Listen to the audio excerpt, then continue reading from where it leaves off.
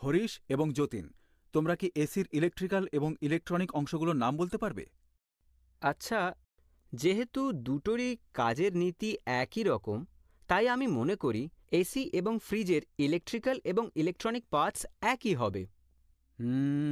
হরিশ, এখন তুমি বলো, তোমার কি মনে হয়? আমি কয়েকটা গবেষণা করেছি এবং দেখেছি একটি এসিতে ফ্রিজের তুলনায় আরও বেশি ইলেকট্রনিক্স উপাদান রয়েছে। তুমি একেবারে ঠিক বলেছ। একটি এসির ভেতর ফ্রিজের তুলনায় অনেক বেশি ইলেকট্রনিক অংশ রয়েছে। এই মডেলটি সমাপ্ত করার পর আপনি যা করতে পারবেন, একটি এসির ইলেকট্রিক্যাল এবং ইলেকট্রনিক অংশগুলি শনাক্ত করতে পারবেন, এসির ইলেকট্রিক্যাল এবং ইলেকট্রনিক অংশগুলির কাজের বর্ণনা করতে পারবেন। হরিশ, আমি শুনে খুশি হলাম যে তুমি নিজে বিভিন্ন এসির ইলেকট্রিক্যাল এবং ইলেকট্রনিক অংশ সম্পর্কে গবেষণার কাজ করছো। তুমি কয়েকটা ইলেকট্রনিক অংশের নাম বলতে পারবে? এখনই যে ইলেকট্রনিক্স অংশের নাম আমি মনে করতে পারি সেটা থার্মোস্ট্যাট এবং কম্প্রেসার রিলে। ভালো, আমি খুশি যে তুমি তোমার কাজের ব্যাপারে আগ্রহ দেখিয়েছ। থ্যাঙ্কস।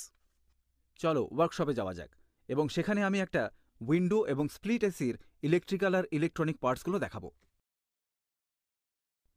একটি এসির ইলেকট্রিক্যাল পার্টসগুলি হল কম্প্রেসার রিলে, থার্মোস্ট্যাট এবং ফ্যান মোটর। এখন ইলেকট্রনিক অংশগুলি দেখুন। একটি এসির ইলেকট্রনিক অংশগুলি হল প্রিন্টেড সার্কিট বোর্ড বা পিসিবি এবং এলইডি বা এলসিডির ইন্ডিকেটর স্ক্রিন। আমি একটি একটি করে এই অংশগুলি ব্যাখ্যা করব। আসুন একটি এসির ইলেকট্রিক্যাল পার্ট দিয়ে শুরু করি। এটি একটি কম্প্রেসার রিলে। কম্প্রেসার রিলেতে সাধারণত 5টি বৈদ্যুতিক সংযোগ থাকে। এই ইলেকট্রিক্যাল কানেকশনগুলি এসির ইলেকট্রিক্যাল ড্রয়িংয়ের উপর ভিত্তি করে থাকে। কম্প্রেসার রিলে কিভাবে কাজ করে? নাম থেকেই বোঝা যাচ্ছে, যেইমাত্র কম্প্রেসার চালু হয় সেইমাত্র কম্প্রেসার রিলে ওয়াইন্ডিংয়ের মধ্যে সাপ্লাই বন্ধ করে দেয়।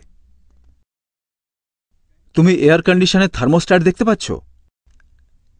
হ্যাঁ বাবা, যখন তুমি সামনের প্যানেল এবং এয়ার ফিল্টারটা খুলবে তখন তুমি সেন্সরটা দেখতে পাবে, যা ওয়্যারিং বাক্সের ভেতরে থার্মোস্ট্যাটের একটি অংশ। খুব ভালো যতীন। এছাড়াও একটি থার্মোস্ট্যাট এসিতে যে ভূমিকা পালন করে ঠিক সেই ভূমিকা ফ্রিজেও পালন করে। থার্মোস্ট্যাট এমন একটি যন্ত্র তাপমাত্রা পরিবর্তনে সাড়া দেয়, ফলে এসির ইলেকট্রিক বা ইলেকট্রনিক কন্ট্রোলসগুলি খোলে বা বন্ধ হয়।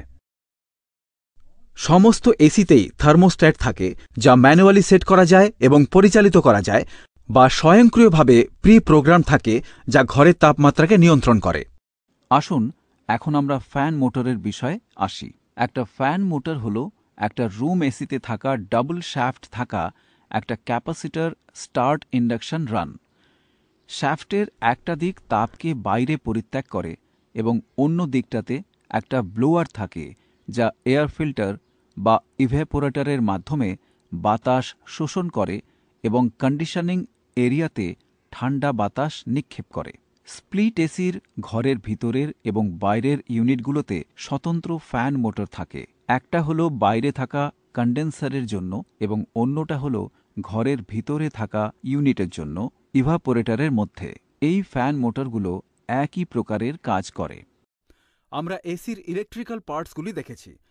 এখন এসির ইলেকট্রনিক পার্টসগুলি দেখব। এসির ইলেকট্রনিক অংশগুলি একটি প্রিন্টেড সার্কিট বোর্ড বা পিসিবি এবং এলইডি বা এলসিডির ইন্ডিকেটর স্ক্রিন।